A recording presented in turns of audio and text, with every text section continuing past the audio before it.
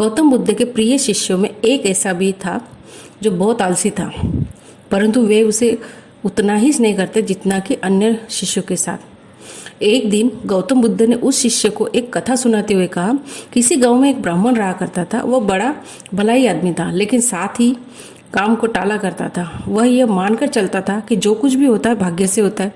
वह अपने हाथ पैर हिलाना ही नहीं चाहता था। वह बहुत ही आलसी था। एक दिन साधु उसके घर गया। ब्राह्मण और उसकी घरवाली ने उसका खूब आदर सत्कार किया। साधु ने चलते समय खुश होकर ब्राह्मण से कहा, तुम बहुत गरीब हो, लो मैं ये तुम्हें पारस पत्थर देता हूँ। 7 दिन के बाद मैं आऊँगा और इसे ले जाऊँगा। इस बीच तुम जितना सोना बनाना चाहो बना लेना। ब्राह्मण ने पत्थर ले ली। साधु चला गया। उसके जाने के पश्चात ब्राह्मण ने घर में लोहा खोजा। उसे बहुत थोड़ा लोहा मिला। वह उसी को सोना बनाकर बेच आया और कुछ सामान खरीद लाया। अगले दिन स्त्री के बहुत जोर देने पर लोहा खरीदने बाजार में गया तो लोहा कुछ महंगा था। वह घर लौट आया। 2-3 दिन बाद फिर वह बाजार गया तो पता चला कि लोहा अब पहले से भी महंगा हो गया है। कोई बात नहीं, उसने सोचा 1-2 दिन में भाव जरूर नीचे आ जाएगा, तभी खरीदेंगे। किंतु लोहा सस्ता नहीं हुआ और दिन बीतते गए। 8वें दिन साधु आया और उसने अपना पत्थर ब्राह्मण से मांगा। ब्राह्मण ने कहा, महाराज मेरा तो सारा समय यूं ही निकल गया, अभी तो मैं कुछ भी सोना नहीं बना पाया।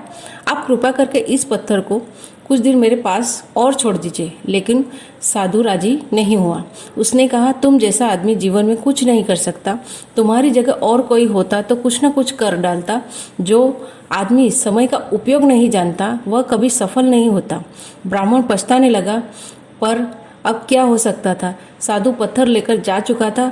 उसे अपने आलस और भाग्य पर ज़रूरत से ज़्यादा यकीन की कीमत चुकानी पड़ी। इसलिए कहा जाता है कि आलस आदमी को सबसे बड़ा दुश्मन होता है। शिष्य अब बुद्ध के कहने का तात्पर्य समझ चुका था। उसने कसम खाई कि वह आज के बाद आलस को त्याग देगा। इसके पश्चात उसने कभी आलस नहीं। कहते हैं, आलस से बड़ा शत्रु कोई नहीं है, परिश्रम के समान कोई दूसरा मित्र नहीं है। मेहनत करने वाले कभी दुखी नहीं होते। जो लोग बिना देर किए अपने काम करते हैं उन्हें सफलता जरूर मिलती है। आलस की वजह से लक्ष्य पूरा नहीं हो पाता और परेशानियां बढ़ने लगती है। इसीलिए आलस को सबसे बड़ा शत्रु माना जाता है। आलस एक ऐसा सुख है जिसका परिणाम केवल दुख ही है।